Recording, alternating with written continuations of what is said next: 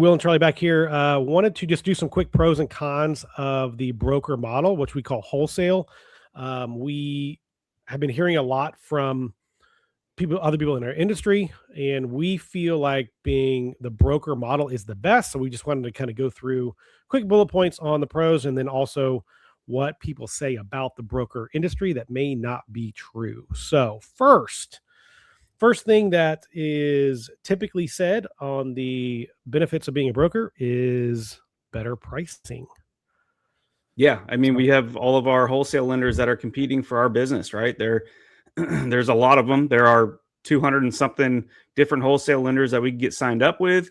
We really only focus on three main lenders that we have a great relationship with, and the wholesale broker model is about lean, making everything very lean, so that the savings can be passed on to the consumer. And we just we felt like, we still do, we feel like it's just the far and away the superior business model. So right. Just purely from a financial perspective for the client. Yeah. Okay. Additionally, so on the flip side of the wholesale model, the retail and the single source of funds type of business model from banks and retail shops, how does that compare? Expand on that. Basically the cons, the negatives of that single source model.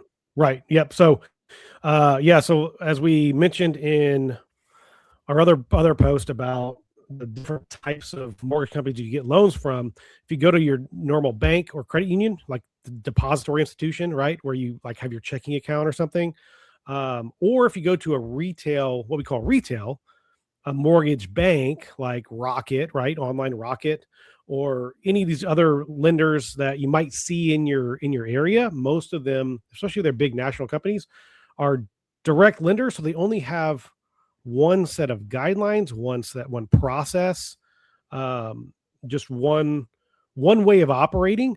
So one package of loan products too. One correct. Package of loan products. Yeah, exactly. One package of loan products. So on the broker side, the cool thing about us is that we can get it set up with as many lenders as we would like, which means we can get set up and find out which lenders we like to operate with. We like their processes. And so that's one big part of it, is feeling that side out. We've already done that. We've been open for several years now. And so we have the flexibility to send our loans to lenders that we like the process. We like who we're working with, and it goes smoothly, and we understand how they operate. And the cool thing is that if we don't like the way one works, we don't have to use them anymore. But if you are at a retail shop, a direct lender, one set of guidelines and processes, if that loan officer doesn't like it, they have to literally leave their job. And so for us, we don't leave our job. We just work with a different lender, and we have a whole new process that might be better, more streamlined, and more efficient. That's better for the client. So and over the last 2 years or so, we've really only had to cycle in and out a couple of lenders. We've really narrowed into our main lenders that we really enjoy working with. The third benefit that we're really talking about is having more product offerings as a broker and as opposed to retail. So, Will, what have you kind of seen as far as that aspect goes? Because you do a lot of more unique stuff than most people do. Yeah, we're seeing a lot more of the self-employed type of borrower, or borrower with multiple streams of income, whether it's multiple streams from one person or from both spouses, combining all that, non-traditional income, stuff like that. And it's great. And we have a great lender that we've worked with for a few years now and developed a great relationship with them. And they have some really cool products that are designed exactly towards those self-employed borrowers that make enough money, but maybe for tax purposes don't show that they make that much money. So, and what's great too is that the rate and the price that we get from those lenders is really, it's not bad. It's a little bit higher than our traditional, conventional prime interest rate for a borrower, but it's probably still better than a prime conventional retail. Yeah, it's not bad. Yeah. We've got Considering what you're getting too, considering you're yeah. getting some sort of alternate documentation, bank statements, something like that. It's a really good pricing. Yeah, we've done loans for business owners. We've done loans for older retired folks that have no income but they have assets. We do asset Yep. depletion loans, all sorts of different creative types of loans that maybe weren't that popular or weren't available previously that are now available, And but they're not available to the retail shops. yep. Banks aren't going to do those types of loans. Right. And that's where we've gotten a couple of deals where they were technically declined by other shops that we know because they didn't have that product offering. They were declined because they didn't have the product offering, not because the client wasn't worthy of having a loan. So, correct. Yeah. Correct. All right. Now, Charlie, one of the negatives that we've heard or we've been told are negatives to the wholesale broker channel is excessive fees. Tell us more about what the fees are with. Okay. Well, when you really think about it, that's kind of a red herring, if you will, because even if a broker does charge more fees, the rates are lower than retail anyway. So the client is technically getting a better deal at the end of the day also, right? But across the board, nearly every lender, whether it's a retail shop, retail, direct lender, depository bank, or a broker, like our wholesale lenders all charge some kind of an admin fee. And it's a flat fee, right? We disclose that up front. Nobody's surprised with it. Now, the argument against us as brokers that we do charge a lot of fees is that some brokers charge a processing fee. And what that is the brokers charging a processing fee to the client so that a third-party company can do the work of processing the loan. So then the broker themselves don't have to do anything. And that gets charged to the client. And that is one thing that we here at JCL have thought about. We keep everything in-house because we feel like the best financial value for the client is giving them a low rate, giving them excellent service and a good fee structure that is reasonable, right? And so we do not charge a processing fee. So I can see how some people say there's a lot of fees on a broker, that brokers charge a lot of fees, and it was one of those brokers that was charging that kind of a fee. But we do not do that because we want to keep it pretty easy and streamlined for the clients.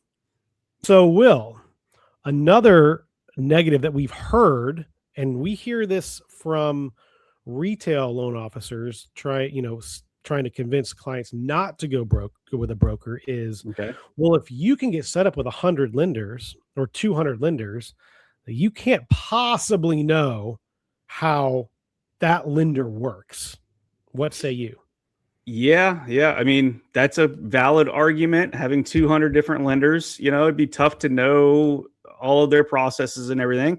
Yeah. And that's extremely excessive. We have 3 main lenders we use. We have 2 kind of on standby that we use every now and then when we need those specific types of loans.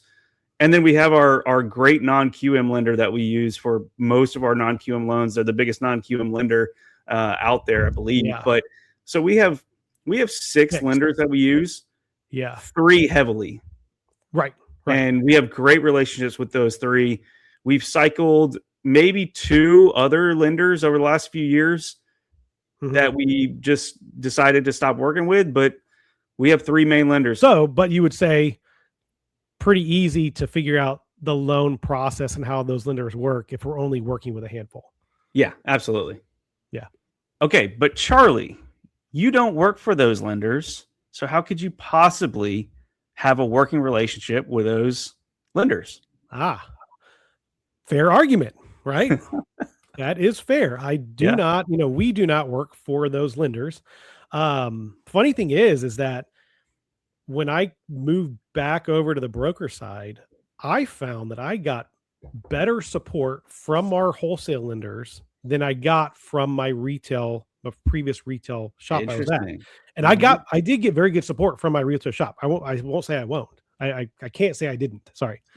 But we get phenomenal support from them. We have all of their phone numbers, all of their contact information for everyone, account manager, processor, Yeah. AE, underwriter, closers. I've literally been sitting at a closing table and had one document that was not correct, called the closer while I was sitting at the closing table. She was like, "Oh yeah, I'm sorry. I'll get it corrected right now." And she corrected it, sent it to the escrow officer.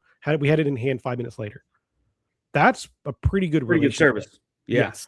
Yeah. So we definitely do have a phenomenal relationship with these lenders. And I think that you brought up a point where we were talking earlier. Why do you think that they want to have a good relationship with us? Oh yeah. They work for us.